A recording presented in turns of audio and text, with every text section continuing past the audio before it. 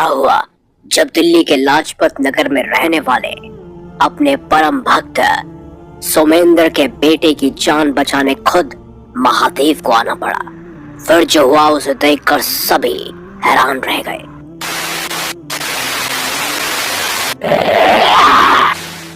आप देख रहे हैं, यह सच्ची घटना हमारे साथ साझा की है सोमेंद्र जी ने, जो कि वैसे तो दिल्ली के रहने वाले हैं, लेकिन उत्तराखंड में भी उनका एक गांव है जहां वो कुछ समय पहले ही पौड़ी गढ़वाल क्षेत्र में अपने गांव गए हुए थे, वो भी अपने पूरे परिवार के साथ। वहां उनके साथ कुछ ऐसा हुआ जिसकी वजह से उनकी मुश्किलें दिल्ली तक पहुंच गई।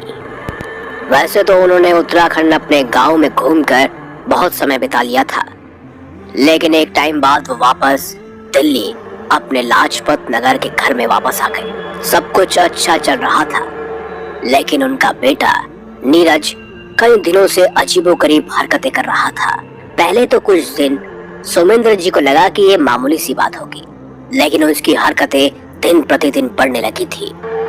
तो कभी दीवार में अपना सर मारता, तो कभी छत से कूदने की बातें करता, तो कभी कभी तो अपनी मम्मी और साथ ही सोमेंद्र जी को नाखून मारता और कभी कभी दांतों से काटता।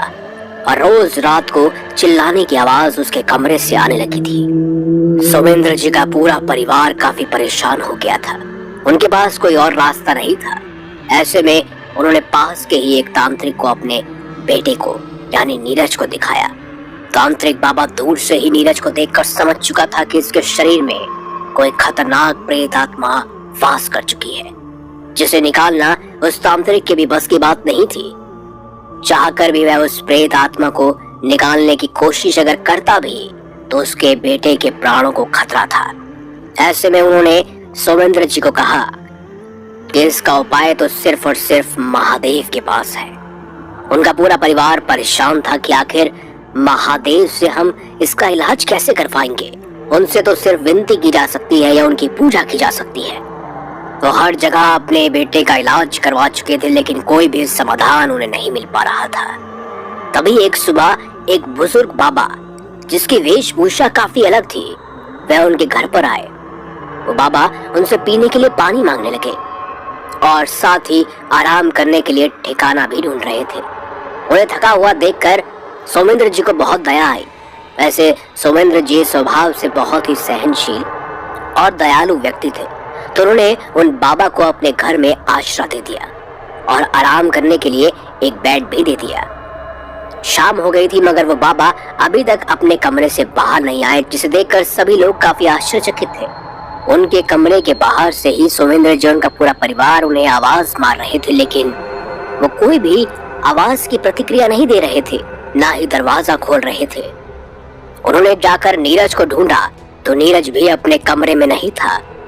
ऐसे में वो समझ चुके थे कि शायद नीरज ने बाबा के कमरे में घुसकर उनके साथ कहीं कुछ कर तो नहीं दिया, लेकिन कोई भी प्रतिक्रिया सामने से नहीं आ रही थी। अचानक ही सोमेंद्र जी ने महसूस किया कि दरवाजा खुद ब खुद खुल रहा है।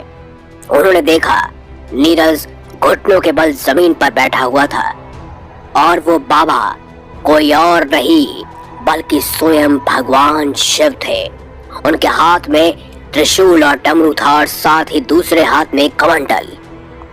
सोमेंद्र जी, उनकी पत्नी और उनके परिवार वाले अपने सामने भगवान शिव को देखकर उसी समय नतमस्तक हो गए और जमीन पर घुटनों के बल बैठ गए, क्योंकि भगवान शिव का तेज ही इतना सारा था कि कोई भी उनको ठीक से देख नहीं पा रहा था।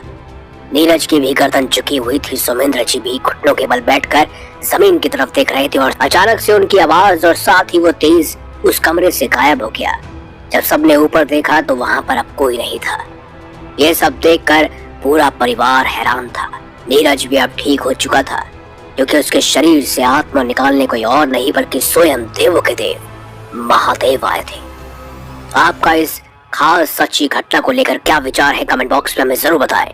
वीडियो अगर आपको अच्छी लगी है तो लाइक करें, चैनल को सब्सक्राइब करें और ज्यादा से ज्यादा शेयर भी करें। देखते रहिए